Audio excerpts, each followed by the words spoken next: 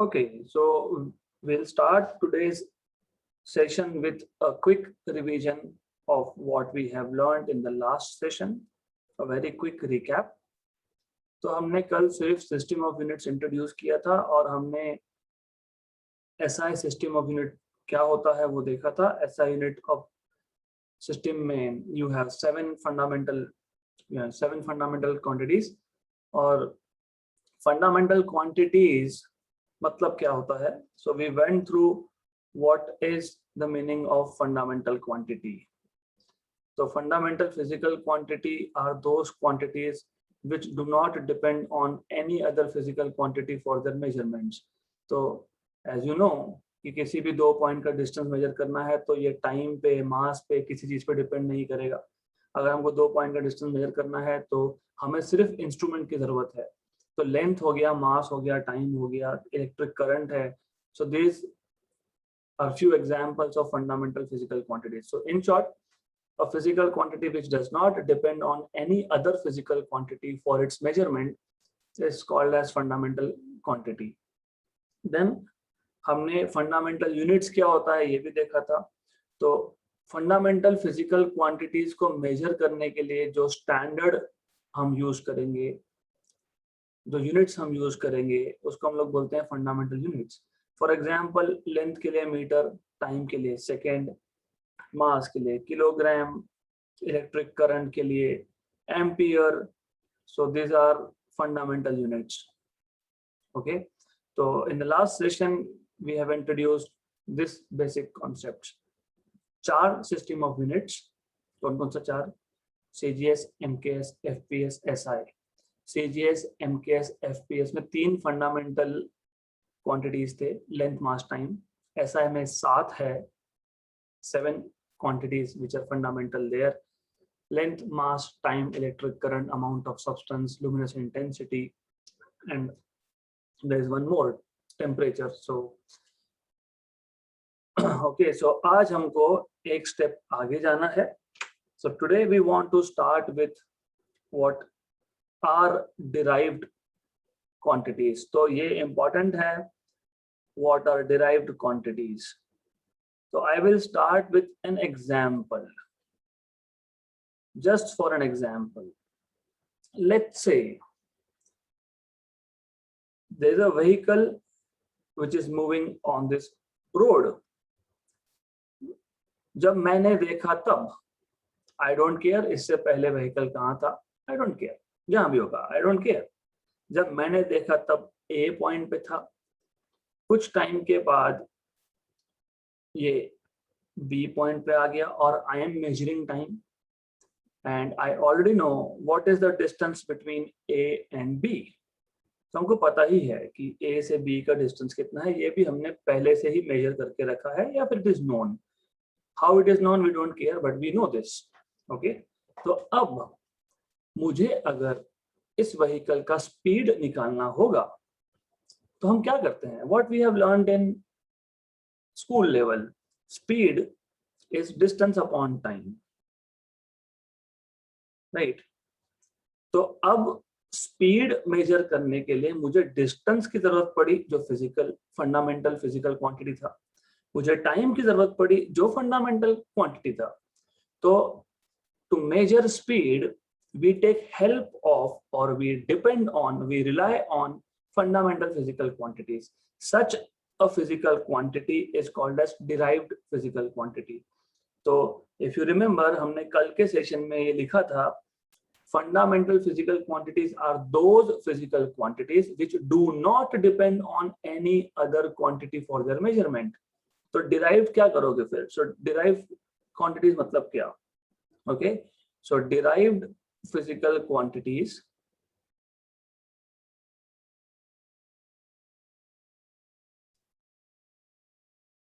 are those quantities which depends on other fundamental quantities for their measurement. for their measurements.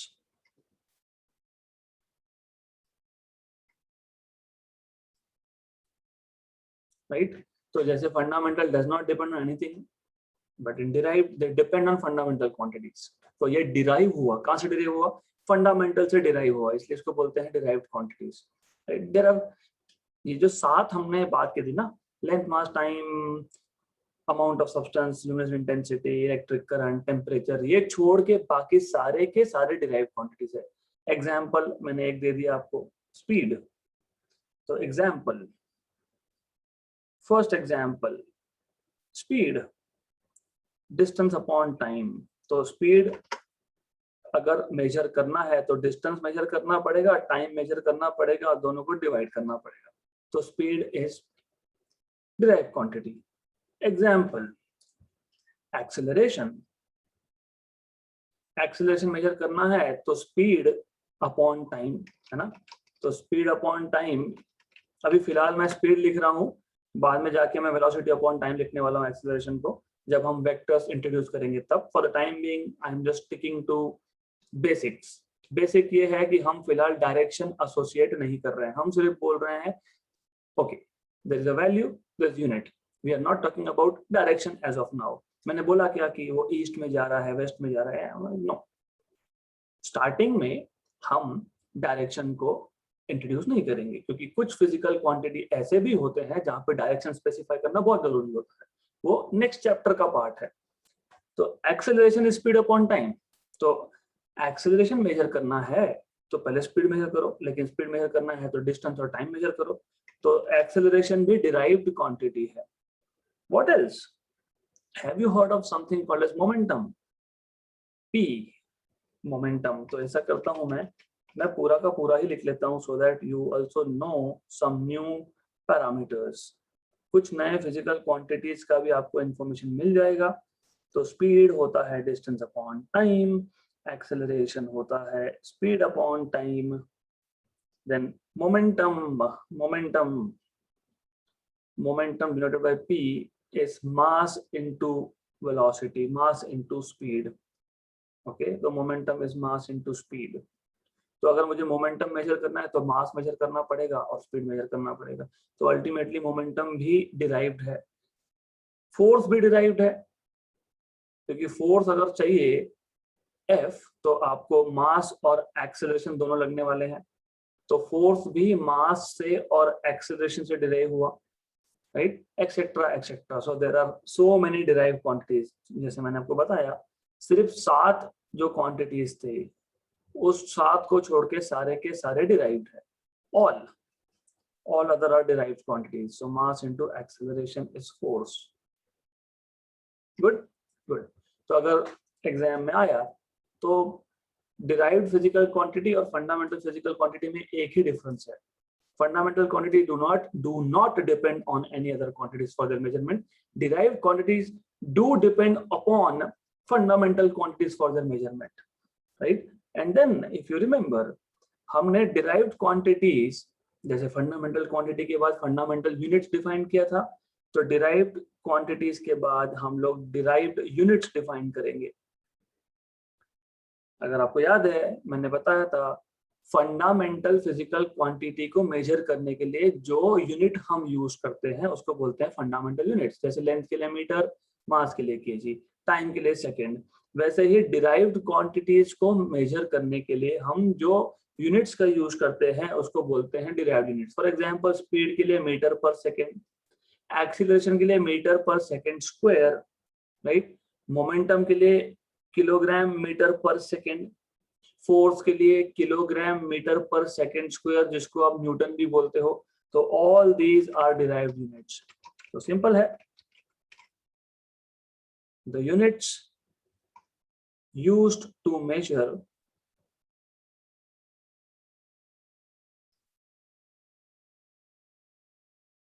derived physical quantities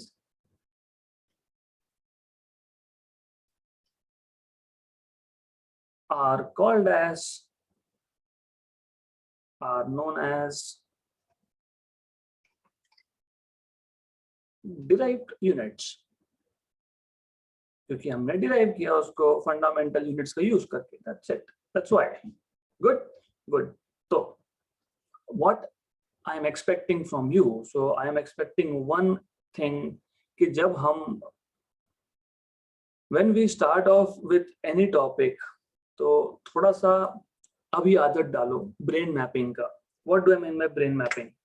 कोई भी topic आप पढ़ रहे हो, stop writing down for everything, start creating a map in your brain. अभी आपने क्या सीखा? SI system. एसआई सिस्टम में क्या सीखा? Fundamental quantities and derived quantities. Okay. Now, apart from these two, fundamental 7, बाकी सारे डिराइव्ड. ये छोड़ के 2 और यूनिट्स है आपके पास जिसको हम बोलते हैं सप्लीमेंट्री. सप्लीमेंट्री मतलब एक्स्ट्रा. अगर आपको याद है, यू नो, एग्जाम में हम जब लिखते हैं और हमको पेपर कम पड़ जाता है, हम क्या बोलते हैं? Please give supplement. ओके. तो सिमिलरली SI सिस्टम में you also have some supplementary units. अभी ये सप्लीमेंट्री क्यों बोलते हैं ये समझने के लिए आपको 2-3 लेक्चर रुकना पड़ेगा, right? But what are supplementary units? I will introduce now. Okay. तो besides 7 fundamental units and other derived units, there are 2 units which are called as supplementary units. उसमें से पहला है प्लेन एंगल. प्लेन एंगल मतलब angle in a plane, मतलब मैं इसको 2 dimensional angle बोलता हूं, 2D एंगल. ये आपने स्कूल में सीखा है. सो इफ यू रिमेंबर, आपके पास 2 लाइंस है and these 2 lines are inclined to each other. तो इन दोनों लाइन में जो एंगल बनेगा थीटा, इसको बोलेंगे प्लेन एंगल. प्लेन क्यों बोल रहा है? क्योंकि ये 2 लाइंस एक प्लेन में है ना. ये x एक्सिस, ये y axis. So you see line number 1 and line number 2, they are in a plane, same plane. जैसे मेरे पास एक पेपर है, पेपर पे 2 लाइन ड्रॉ कर दिए मैंने अगर, तो वो दोनों लाइंस उस गिवन प्लेन में होंगे, 2 डायमेंशन में होंगे, इसलिए इसको बोलते हैं प्लेन एंगल या फिर 2 डायमेंशनल एंगल. Okay, right. तो दूसरा टाइप का एंगल देखेंगे हम. We will go into details of plane angle. हम डिटेल में जाएंगे कि प्लेन एंगल कैसे डिफाइन होता है, उसका डेफिनेशन क्या है, उसका यूनिट क्या है. We will see that, but just for an introduction, plane angle is angle between 2 lines, मतलब 2 डायमेंशनल एंगल है बेसिकली. आपके पास अगर बुक है, उस पर 2 लाइन ड्रॉ कर दो, जो भी एंगल बनेगा that is plane angle. Good. तो और एक है जिसको आप बोलते हो सॉलिड एंगल. सॉलिड एंगल को हम 3D एंगल भी बोलते हैं, 3 डायमेंशनल एंगल. ये सबको पता होगा. क्यों पता होगा? क्योंकि if I am not wrong, आप में से कोई भी ऐसा नहीं होगा जिसने कभी आइसक्रीम का कोन नहीं खाया. Every one of you have tried out that ice cream cone. तो व्हाट हैपेंस इज, ये हो गया कोन, राइट? कोन का जो ऊपर का रीजन है, यहाँ पे सर्कल होता है. सर्कल होता है मतलब this area. So okay,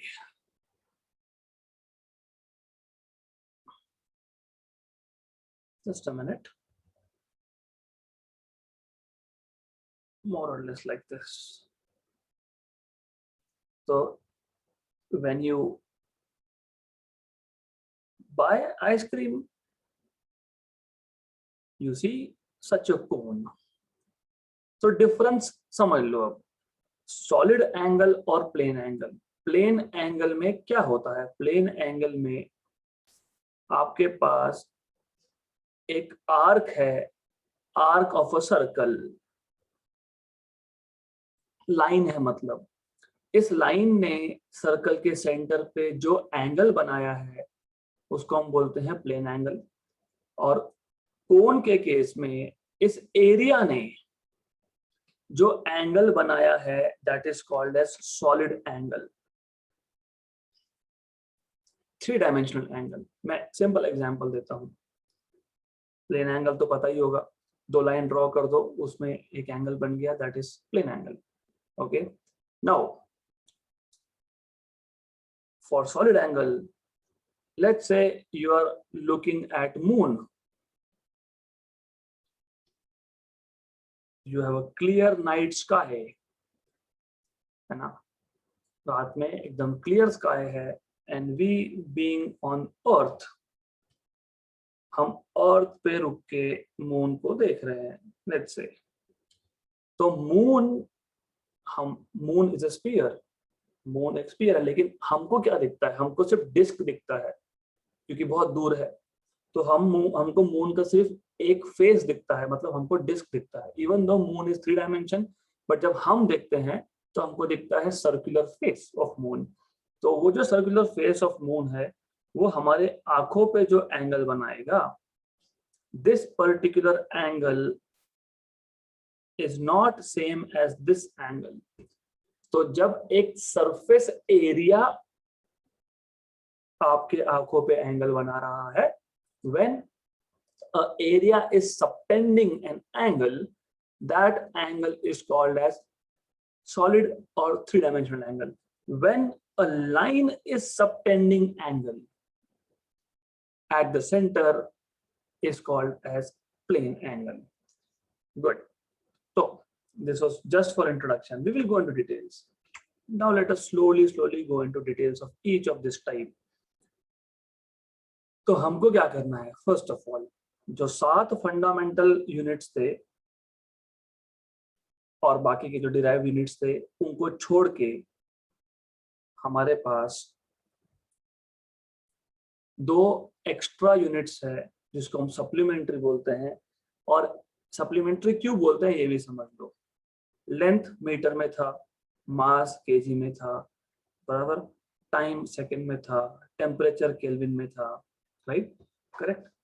angle किस में है, angle is just a number, angle is just a number, okay, so you have to understand this. Now definitely हम ऐसा यूनिट उसका डिफाइन करेंगे, और what is basic difference between supplementary and other units, ये आगे डायमेंशनल एनालिसिस में आएगा। तो फॉर द टाइम बिंग सिर्फ इतना समझ लो कि angle is just a number, that's it, a number. तो supplementary units besides 7 fundamental units,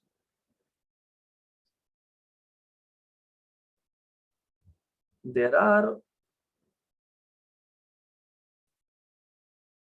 2 more units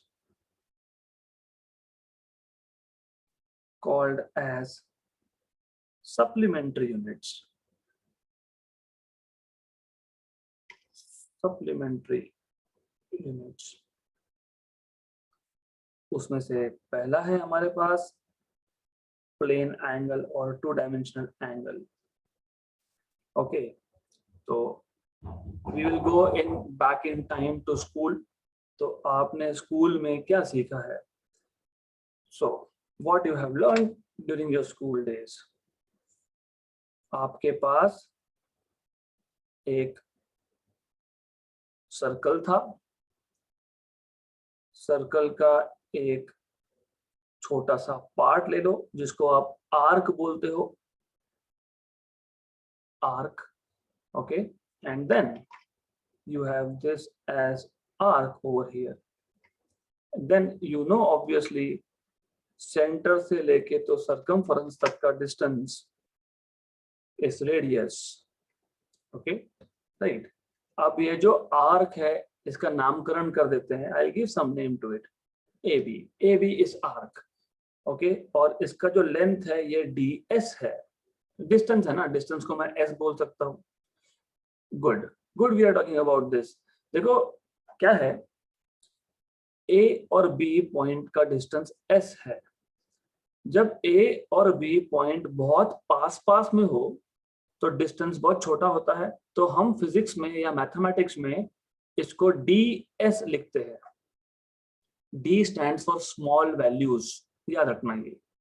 और एकदम ही स्मॉल होगा मतलब A and B point are very very close to each other, हम डेल्टा नोटेशन यूज करेंगे। तो do not get confuse between what is this, ये है delta, and delta stands for very very small values, D stands for small values, delta stand for very small values. तो मैंने जब यहाँ पे DS लिखा है तो मैं ये बताने की कोशिश कर रहा हूँ कि जो आर्क ऑफ सर्कल है this is small, okay this is small. तो अब ये जो आर्क ऑफ सर्कल है ये सेंटर ऑफ सर्कल पे एक एंगल बनाएगा, क्योंकि आर्क ही छोटा था, स्मॉल था, तो एंगल भी छोटा बनेगा बाय डिफॉल्ट। तो एंगल बनेगा डी थीटा। तो theta is for angle and D is for small angle, और ये है रेडियस आर। ओके, तो what we have done so far, हमने क्या किया, हमने सिर्फ स्कूल का बेसिक देखा है, and basic is this that you have a circle. Okay, इस सर्कल पे आपने एक आर्क ले लिया, you have taken arc here AB and the arc length is DS, small length, and ये है सेंटर से लेके तो सरकमफ्रेंस का डिस्टेंस विच इज रेडियस, ये भी रेडियस। तो you have centre of circle SO, this is radius R। तो एज यू नो कि ये जो आर्क DS है या जो आर्क AB है ये सेंटर ऑफ सर्कल पे एक स्मॉल एंगल सबटेंड करेगा D थीटा। Good, right. तो अब मैं सर्कल को हटा देता हूं because we don't need circle, हमको सिर्फ समझने के लिए था कि आर्क क्या होता है। तो arc is just a very small part of circle और अ कर्वेचर, जब भी कर्व सरफेस होता है उसका स्मॉल पार्ट होता है arc. Okay, have you learned in school this arc length, आपने पढ़ा होगा ये arc length, length of arc is equal to radius multiplied by angle. So you must have learned this in school. Arc length is nothing but radius into angle made by this arc at center. So angle subtended at the center. Subtended matlab angle made at the center. Okay, subtended. Okay, good. So this arc length is DS, radius is R, and angle is D theta. Therefore, D theta is DS by R. Okay, अब याद करो मैंने बोला था angle एक number होता है, that's it. क्यों? क्योंकि DS ये लेंथ है, रेडियस ये भी लेंथ है, मतलब मीटर अपॉन मीटर है, कैंसल हो गया। So it is just a number, metre upon metre, no units left, it's just a number. Okay, तो ये जो एंगल है डी थीटा हमने कैसे डिफाइन किया, हम कैसे डिफाइन कर सकते हैं? तो आप बोल सकते हो plane angle is defined as the ratio of, किसका रेशियो है? Length of arc of a circle to that of radius of circle. Okay, तो इजी वे, हमें क्या करना है, हमारे पास दो सप्लीमेंट्री यूनिट्स है, एक है प्लेन एंगल, प्लेन में एंगल, दो लाइंस के बीच का एंगल वो प्लेन में होता है, तो प्लेन एंगल या फिर टू डायमेंशनल एंगल, उसको डिफाइन करना था। हम स्कूल में गए बैक इन टाइम, हमको पता है arc length is radius multiplied by angle subtended. किसने सबटेंड किया? उसी आर्क ने जो सेंटर ऑफ सर्कल पे एंगल बनाया उसकी बात चल रही है। वही आर्क AB जिसका लेंथ DS था उसने सेंटर ऑफ सर्कल पे एक एंगल बनाया D थीटा, हमको उसको डिफाइन करना है। तो by definition arc length is radius into angle subtended. So DS is R D theta. So D theta is DS by R. Therefore, you can say plane angle is the ratio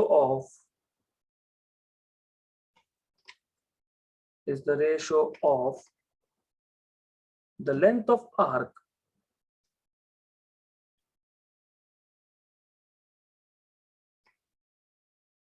of the circle to the radius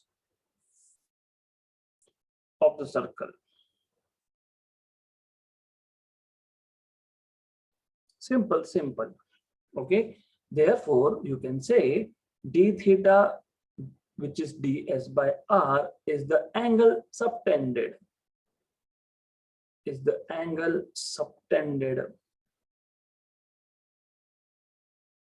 at the center, या फिर by the arc ds,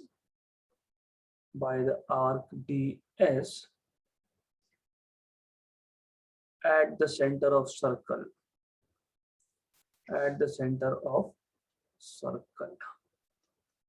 right?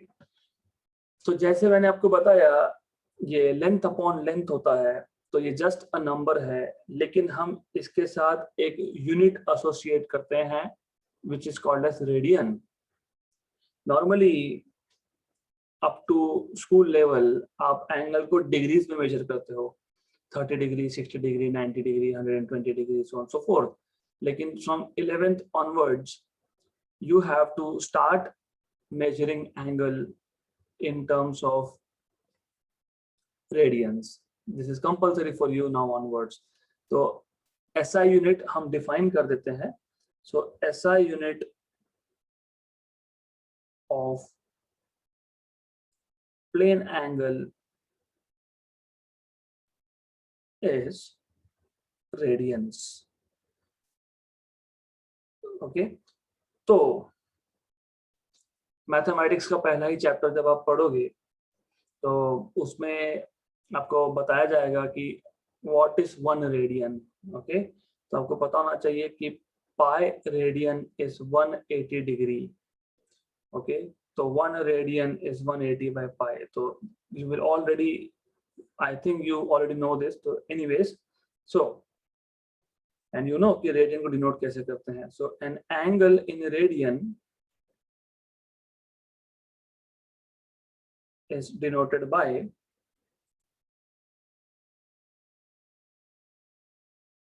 theta raised to c. जैसे आप degree के लिए कैसे लिखते हो 180 degrees, वैसे रेडियन के लिए theta raised to C. Pi raised to C मतलब रेडियन में है. Okay, 2 pi raised to C मतलब रेडियन में है. तो this is how we denote it. तो डिग्री के लिए जैसे आप पावर में 0 लिखते हो, यहाँ पे c लिखते हो. Okay, so this was first supplementary unit, plane angle.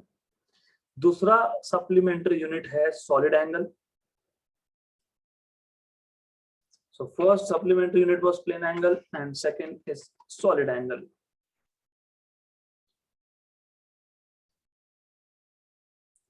Solid angle जिसको मैं 3D angle भी बोलता हूँ. So this is also 3D angle. Right. तो डिफरेंस इतना ही है कि यहाँ पे एक आर्क है जो सेंटर ऑफ सर्कल पे एंगल बना रहा है, सबटेंड कर रहा है. An arc subtending angle at the center of circle. Okay, in this case there is a sphere. मान लो ये एक sphere है. इस sphere पे एक area है. So there is an area on this sphere. So I will take area on this sphere. So you have area on this sphere, right? तो ये जो स्पीयर का छोटा सा एरिया है, बॉल का छोटा सा पार्ट, तो वो सेंटर पे जो एंगल बनाएगा, थोड़ा विजुअलाइजेशन का प्रॉब्लम है यहाँ पे, तो I will scratch this diagram. But just to tell you, हमारे पास एक स्पीयर है. Let me draw a sphere properly. So I have this sphere. Let's say हमारे पास एक स्पीयर है. इस स्पीयर पे एक छोटा एरिया है. So let's say you have something like this.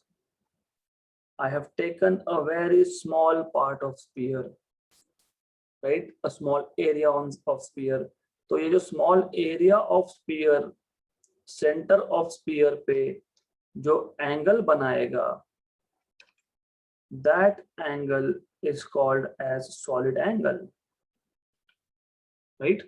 So you see, simple language, बहुत simple language. जब एक लाइन एंगल बनाती है, प्लेन एंगल. जब एक एरिया एंगल बनाता है solid angle, that's all you need to no.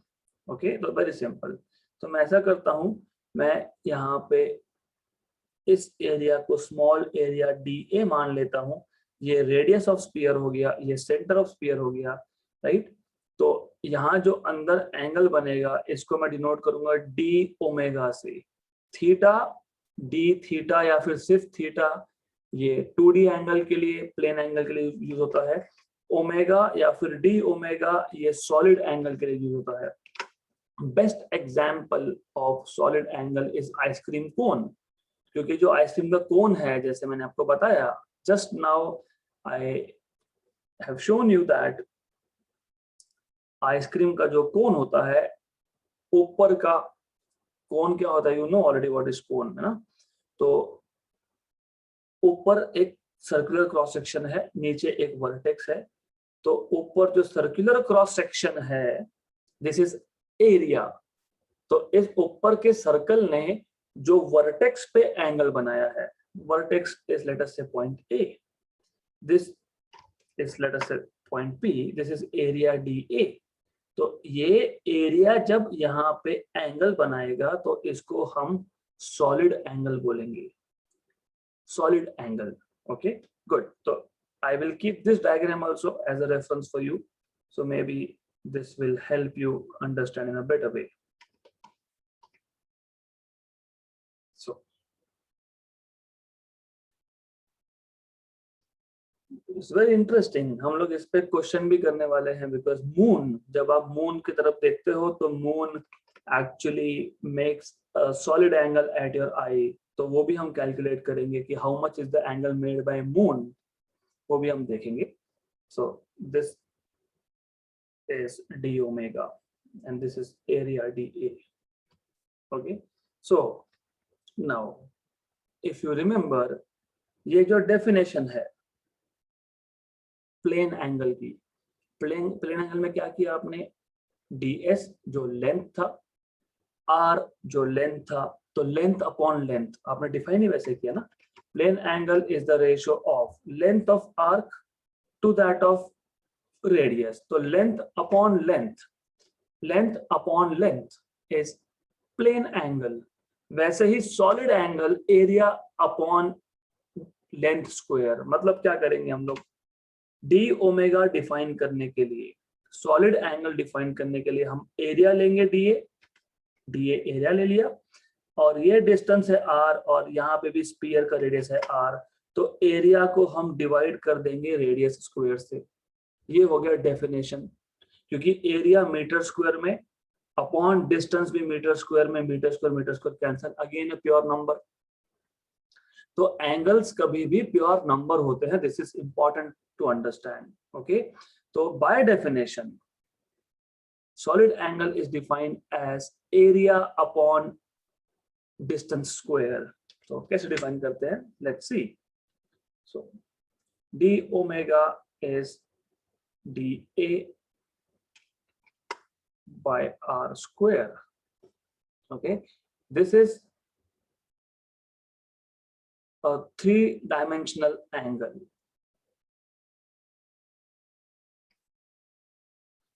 This is a three-dimensional analog of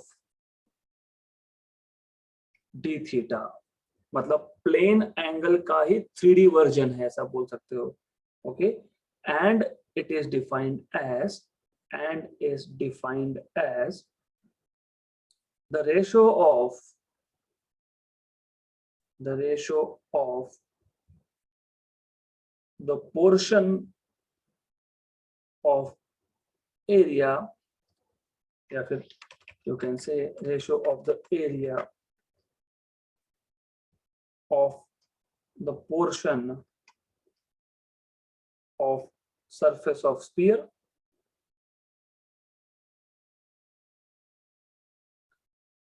to that of square of radius of the sphere.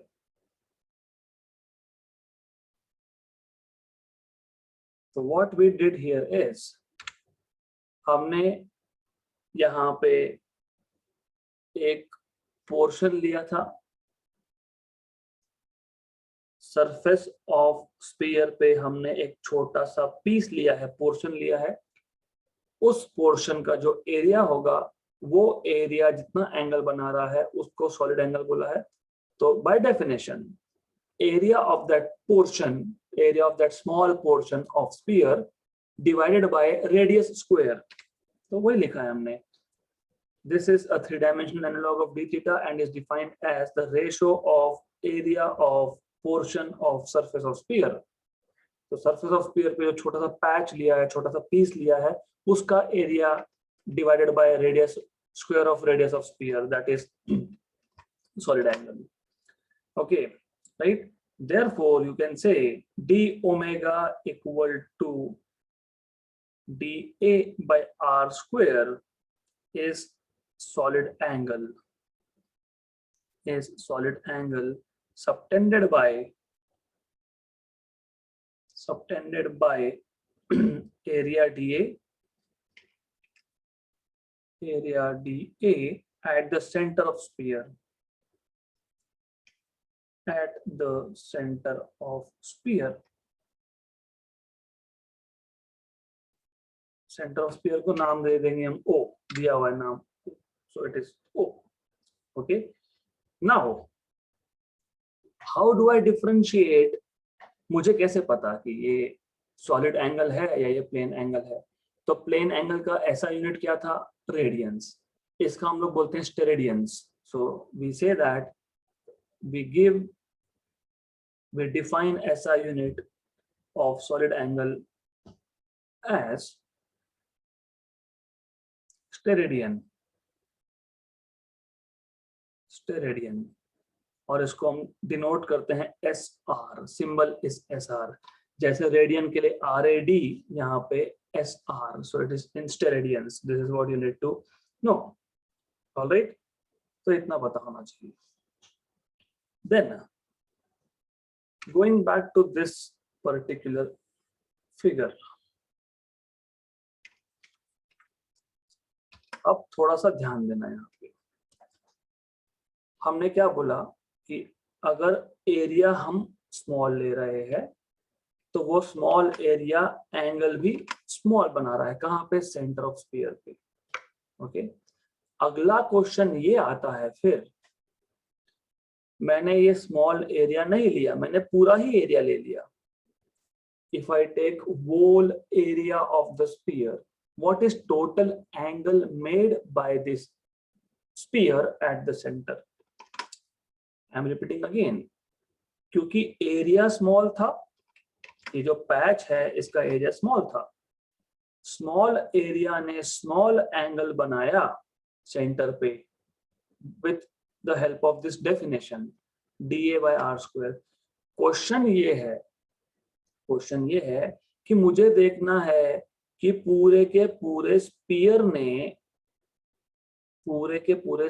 ने कितना एंगल बनाया, पूरे स्पीयर ने, not a small portion but the whole sphere. तो do you know, for a sphere total area is 4 pi R square. Pi R square मत लिखना, pi R square circle का area होता है, हम स्पीयर बोल रहे हैं। Surface area of sphere is 4 pi R square, right? तो therefore d omega, which was dA by r square, but dA is area of sphere, that is 4 pi r square upon r square, r square cancel, 4 pi। मतलब पूरा का पूरा spear centre पे जो 3D angle बना रहा है, जिसको आप सॉलिड एंगल बोलते हो, that is 4 pi steradian.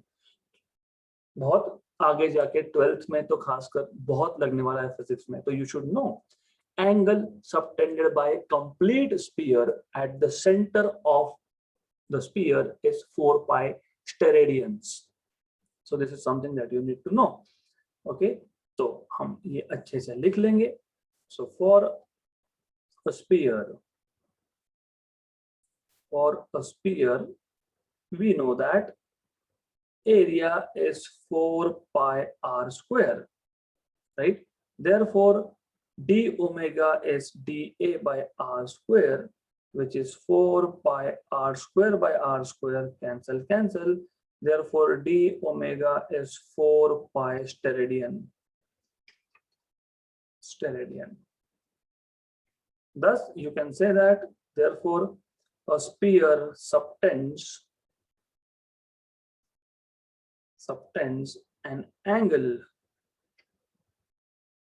of 4 pi steradian at its center. Good. So far so good. अब तक हमने सिर्फ आज के सेशन में प्लेन एंगल और सॉलिड एंगल ही डिफाइन किया है। प्लेन एंगल 2 डायमेंशनल होता है। एक लाइन ने कितना एंगल बनाया सेंटर ऑफ सर्कल पे, एक सरफेस ने, एक एरिया ने कितना एंगल बनाया सेंटर ऑफ स्फीयर पे, दैट इज सॉलिड एंगल। तो plane angle, solid angle, angle made by arc at the centre of circle, that is theta और डी थीटा। डिनोट करने के लिए आप डी थीटा भी बोल सकते हो। सॉलिड एंगल में how much is the angle made by a area dA at the center of a sphere, that is d omega, measured in, this is in radian, this is in steradian. Okay, so that's all you know, and by definition d theta is ds by r. This was ds, this is r, and here this distance is r, so by definition d omega is dA by r square. तो आज के session में हमने अभी तक इतना ही किया है। So what I will do is, एक कॉन्सेप्ट, 2 कॉन्सेप्ट होने के बाद इमीडिएटली उस पर क्वेश्चन ले लेंगे, so that things become much more clear. तो let's do a question, let's solve a numerical here. तो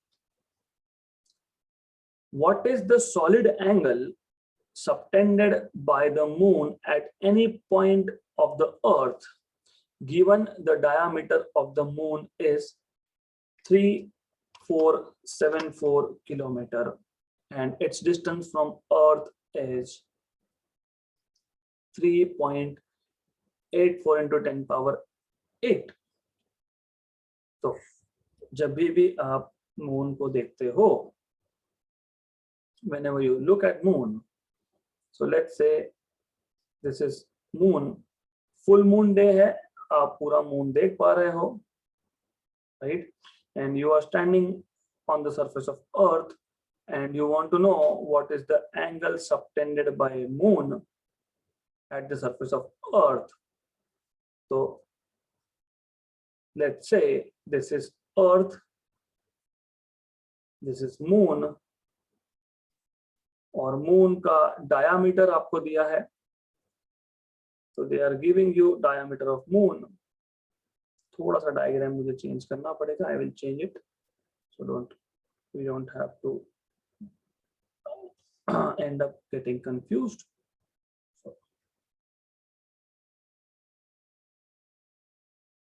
Okay, right? तो डायामीटर आपको मून का दिया है, करेक्ट।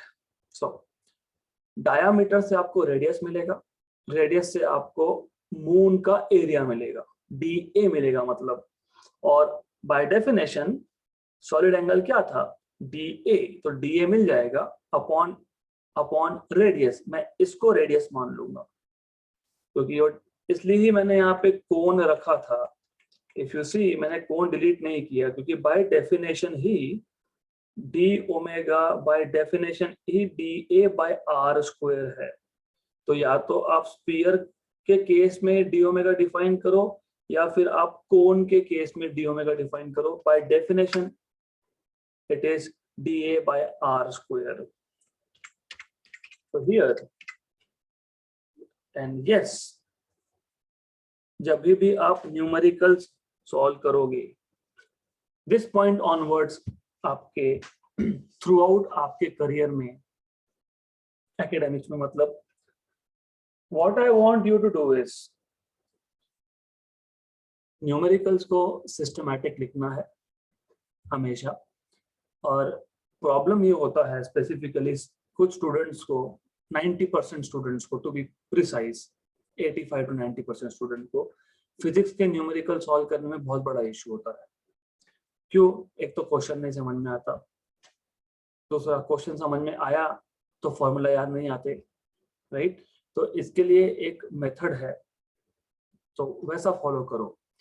क्या करना, सबसे पहले जहां पे भी रिक्वायर्ड हो फिगर ड्रॉ कर लो, अगर रिक्वायर्ड है तो। उसके बाद जो गिवन पैरामीटर्स है वो लिख लो, और जब आप गिवन पैरामीटर लिख रहे हो वहीं के वहीं एसआई यूनिट में कन्वर्ट करो, वहीं के वहीं। डू नॉट वेट कि हम फॉर्मूला लिखेंगे फिर वहां पे कन्वर्ट करेंगे, तो this will reduce chances of making mistakes. Given parameter लिख लो, फिर आपको क्या फाइंड करना है वो लिख लो। ऐसा क्यों? क्योंकि जब आप गिवन लिखते हो और आपको क्या फाइंड करना है लिखते हो, तो immediately your brain starts thinking, हाँ ये दिया है, ये पूछा है, तो क्या ऐसा कोई फॉर्मूला है जो गिवन और फाइंड को कनेक्ट करता है? तो throughout I want you to use this way of writing a numerical, then you will remember कि हाँ एक फॉर्मूला है, वो लिखना है, and ultimately move towards solution. So I want you to do this. Whenever we solve numericals, you have to follow this pattern. तो given में क्या है? Diameter of moon कितना? 3474 किलोमीटर। मतलब रेडियस ऑफ मून कितना हो गया? 3474 का हाफ, राइट? तो 3474 का हाफ कितना होता है? So this is equal to 3474 by 2. Obviously मैं किलोमीटर में कर रहा हूं, मैं मीटर में कन्वर्ट करूंगा, तो 1737 किलोमीटर। तो radius of the moon is nothing but 1737 into 10 power 3 metre. Kilometre से मीटर में आ गए हम लोग, ओके। उसके बाद आपको क्या दिया है? आपको दिया है distance between earth and moon, जिसको मैंने आर से डिनोट करके रखा है, करेक्ट? ये रेडियस ऑफ मून है, ओके। तो मैं distance of earth and moon का नोटेशन चेंज करके यहाँ पे इसको कैपिटल डी बोलता हूँ, डजंट मैटर रियली, नोटेशन तो मैं मेरी मर्जी से यूज कर सकता हूँ ना। तो distance between earth and moon, distance between earth and moon कितना दिया है आपको? डी आपको बोला है 3.84 इंटू 10 पावर 8 मीटर। मतलब ऑलरेडी मीटर में दिया है तो कन्वर्ट करने की जरूरत नहीं है हम लोगों को। We don't want to convert it because it is already in SI units. Now what you are supposed to find out is, आपको पूछा है कि मून का जो डिस्क है, क्योंकि मून स्फीयर है पता है, लेकिन मून दूर भी तो है ना, तो हमको तो डिस्क दिखेगा। तो what is the angle subtended by the moon on the surface of earth? and formula आपको पता है dA by distance square, right? तो d omega is dA by distance square, therefore d omega is। अब एक general confusion होता है यहाँ पे, रिमेंबर दिस, जब आपने यहाँ पे 4 पाई स्टेरेडियन निकाला था, तो आपने क्या किया था? आपने ये बोला था कि सेंटर ऑफ स्फीयर पे खुद उसी स्फीयर ने कितना एंगल बनाया है? एक स्फीयर है, वो अपने ही सेंटर पे एंगल बना रहा है, right? Correct, that is a different case.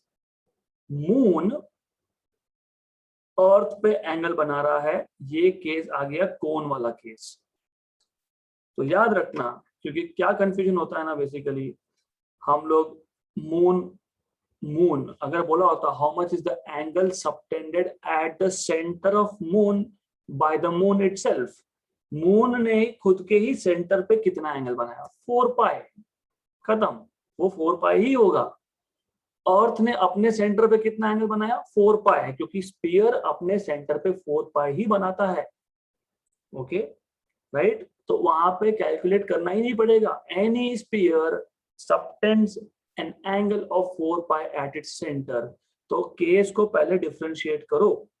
हमारे यहाँ पे हमारे क्वेश्चन में हम अर्थ पे खड़े हैं और हम मून के पास देख रहे हैं, तो हमको मून का एक फेस दिखता है, मतलब हमको मून का सरफेस दिखता है, मतलब पाई आर स्क्वायर लेना पड़ेगा, 4 पाई आर स्क्वायर नहीं, क्योंकि हमको सिर्फ सर्कुलर डिस्क दिख रहा है। तो area will be pi times of radius of moon का स्क्वायर। यहाँ पे समझना बहुत जरूरी है, divided by distance square. Okay right, pi radius of moon is 1737 into 10 power 3 meter का square upon distance between earth and moon is 3.84 into 10 power 8 का square. Now calculations को simple कैसे करना, तो सबसे पहला काम ये करना कि get rid of powers of 10। मैं intentionally कैलकुलेशन को सिंपल करने के लिए पाई, ये 1737 था ना, मैं इसको 1.737 लिख देता हूं। So 1737 can be written as 1.737 into 10 power 3। तो मैंने वही किया, इंटू 10 पावर 3, और ऑलरेडी ये 10 पावर 3 था वहां पे, तो 10 पावर 3 और 10 पावर 3 10 पावर 6 हो गया इसका स्क्वायर। राइट, सबसे पहला काम ये किया मैंने। क्यों किया समझेगा आपको। डिवाइडेड बाय 3.84 into 10 power 8 का स्क्वायर। ओके, नाउ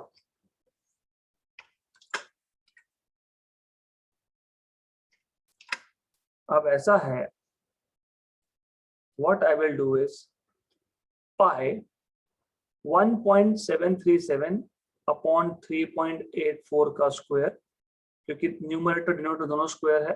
10 पावर 6 का स्क्वायर 10 पावर 12, 10 पावर 8 का स्क्वायर 10 पावर 16। तो ये आ जाएगा पाई 10 पावर 16 ऊपर जाके -16, तो 10 पावर प्लस 12 इंटू 10 पावर -16, और 1.737 डिवाइड बाय 3.84। ये आप डायरेक्टली कर सकते हो, ये आप लॉग टेबल से कर सकते हो। डायरेक्टली कैसे करना है तो विथ टाइम मैं आपको धीरे धीरे बताऊंगा। We will also practice how to do calculations in a simple way. You can use log table as well. तो लॉग टेबल का भी हम एक सेशन कंडक्ट करेंगे, वेर एवर रिक्वायर्ड आप करना पड़ेगा। तो बाय द वे ये आता है आपके पास 0.452। अब इसका स्क्वायर लेना पड़ेगा हमको, so you have to take square of it. तो इसका जब स्क्वायर लोगे, मैं फिलहाल कैलकुलेटर पे कर रहा हूँ, but you are not suppose to use calculator, sorry for that. आपको तो लॉग टेबल से ही करना पड़ेगा, so you have to use log table. तो ये आएगा आपके पास पाई 0.204 इंटू 10 पावर -4 ऐसा आएगा, इनटू अगर इस वैल्यू को मैं मल्टीप्लाई बाय पाई करता हूँ तो I will get answer to be equal to, क्योंकि पाई से मल्टीप्लाई करना पड़ेगा हम लोगों को। So you will get something around 0.642 into 10 power -4, मतलब 6.42 इंटू 10 पावर -5 स्टेरेडियन। स्टेरेडियन में आंसर आना चाहिए क्योंकि सॉलिड एंगल है। तो this is solid angle D omega. So this is the angle made by the moon at a point on the surface of earth. तो हमने जो आज सप्लीमेंट्री यूनिट सीखा, इमीडिएटली उसको अप्लाई भी कर लिया to find out what is solid angle. And remember one thing, सारे कैलकुलेशंस होने के बाद आखिरी में यहाँ पे यूनिट अगर नहीं लिखोगे तो आधा मार्क जाता है। You lose half mark if you don't write unit, you have to write down unit. Okay, so while solving any numerical, I will suggest you do this figure required है तो draw कर लो, then write down given। जब given लिख रहे हो वहीं के वहीं SI यूनिट में कन्वर्ट करना, right there itself। क्यों, फिर कैलकुलेशन के टाइम पे अगर we are in hurry और हम भूल गए, हमने ये लिखा ही नहीं क्योंकि हमने कन्वर्ट नहीं करके रखा था, हमने नहीं लिखा, तो गलत, you will lose marks because calculations will go wrong। तो जहां पे आप गिवन लिख रहे हो वहीं पे आप SI यूनिट में कन्वर्ट करोगे। ओके, फिर क्या फाइंड करना है, फिर याद आएगा क्या दिया है, क्या फाइंड करना है, फॉर्मूला लिख लो, then go do solution. Solutions में सारे कैलकुलेशंस आएंगे, and lastly when you write down the final answer you're supposed to write down unit. One thing is there, calculations के लिए आपको लॉग बुक यूज करनी है, first of all that is very clear. Secondly जब मैं numericals करवा रहा हूँ समटाइम्स इट मे हैपन कि मेरा कैलकुलेशन गलत हो गया, हो सकता है, I am human and I am bound to make errors, तो हो सकता है. तो कैलकुलेशंस का पार्ट कंप्लीटली स्टूडेंट को करना होता है. हम सिर्फ ये बताएंगे कि हाँ ऐसा ऐसा हमको करना है और कैलकुलेशंस आपको क्रॉस वेरीफाई करने. You have to cross verify calculations by yourself. Okay, तो दिस इज योर जॉब. मेरा काम है आपको क्वेश्चन का मतलब समझाना, क्वेश्चन सॉल्व करने का अप्रोच बताना, कैलकुलेशंस आपको करने होते हैं. So you are supposed to do calculations. Okay, so that's it for today. We'll stop here for today and we'll start with more in, we'll do more in the next session.